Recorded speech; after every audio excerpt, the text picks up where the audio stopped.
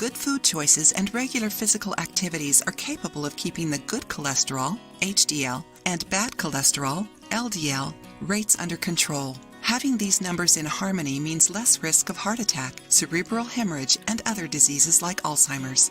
Do you have high cholesterol? Did you know that your diet can reverse this situation? Knowing a diet that can help you reduce your bad cholesterol numbers will give you a better quality of life.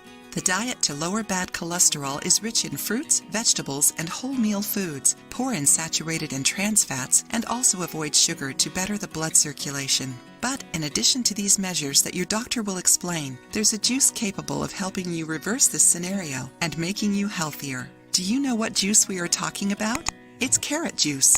Carrot has many benefits to health. It's rich in vitamins and minerals, and it's great to detox the liver. Drinking carrot juice at least 3 times per week will help your liver remove the excess bile and fat, and by reducing the levels of fat, your cholesterol will also drop.